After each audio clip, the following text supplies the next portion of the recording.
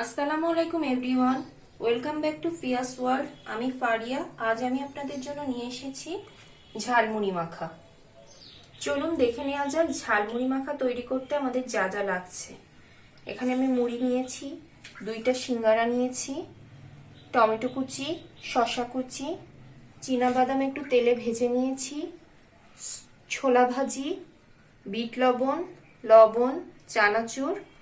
আমি আচারের তেল নিয়েছি এবং একটি জলপাইয়ের আচার নিয়েছি, আপনারা চাইলে সরিষার তেলও নিতে পারেন।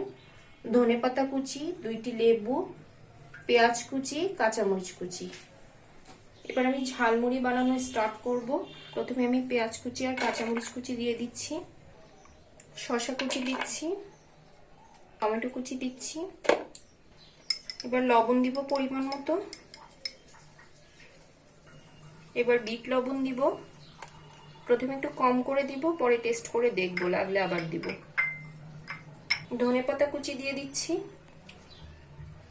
এবার আচারের তেল দিয়ে দিব আচার সহ।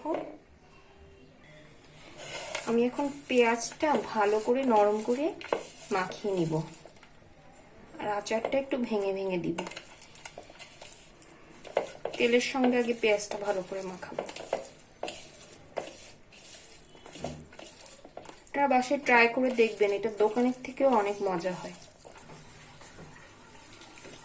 পেঁয়াজটা মাখানো হয়ে গেছে, এখন আমি আলতো হাতে সালাদগুলো মাখিয়ে দিব এর সঙ্গে।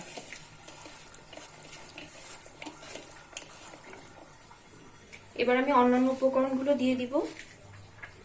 চীনাবাদাম দিয়ে দিচ্ছি, ছোলা ভাজি দিয়ে দিচ্ছি। ছোলা ভাজির রেসিপি আমার ডেসক্রিপশন বক্সে দেয়া আছে, আপনারা চাইলে দেখে নিতে পারেন। চানাচুর দিয়ে দিচ্ছি। এবার সিঙ্গারা দিয়ে দিব, সিঙ্গারাটা একটু ভেঙে দিব।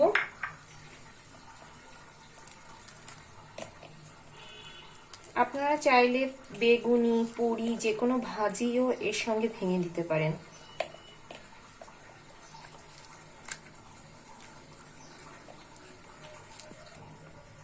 এখন আমি মুড়ি দিয়ে দিব।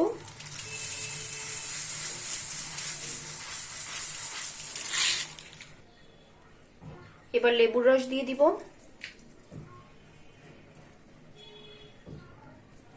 লেবুর রস মুড়ি মাখার টেস্ট অনেক বাড়িয়ে দেয়। আমি 2 পিস দিচ্ছি লেবু।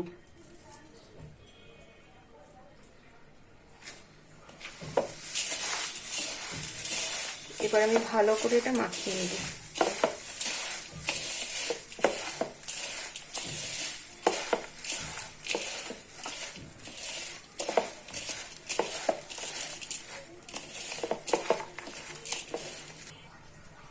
আমি একটু সালাদ মশলা দিয়ে দিচ্ছি, এটা অপশনাল, বাসায় থাকলে আপনারা দিবেন।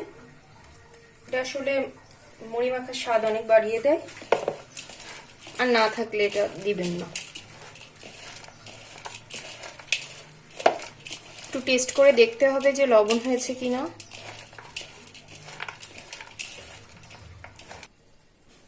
আমি টেস্ট করে দেখেছি, আমার মুড়ি মাখা এখন পারফেক্টলি রেডি, লবণ একটুও লাগবে না। এখন আমি পরিবেশন করব। ভিউয়ার্স, তৈরি হয়ে গেল আমার মজাদার সুস্বাদু ঝালমুড়ি। আপনারা বাসায় অবশ্যই এটা ট্রাই করে দেখবেন এবং আমাকে জানাবেন কেমন হলো। এতক্ষণ আমাদের সাথে থাকার জন্য অসংখ্য ধন্যবাদ। ভিডিওটি যদি ভালো লেগে থাকে তাহলে লাইক ও কমেন্ট করবেন এবং বন্ধুদের সাথে বেশি বেশি শেয়ার করবেন। পরবর্তী ভিডিওগুলো দেখতে চ্যানেলটি অবশ্যই সাবস্ক্রাইব করতে ভুলবেন না। সবাই ভালো থাকুন, সুস্থ থাকুন। ধন্যবাদ। আল্লাহ হাফেজ।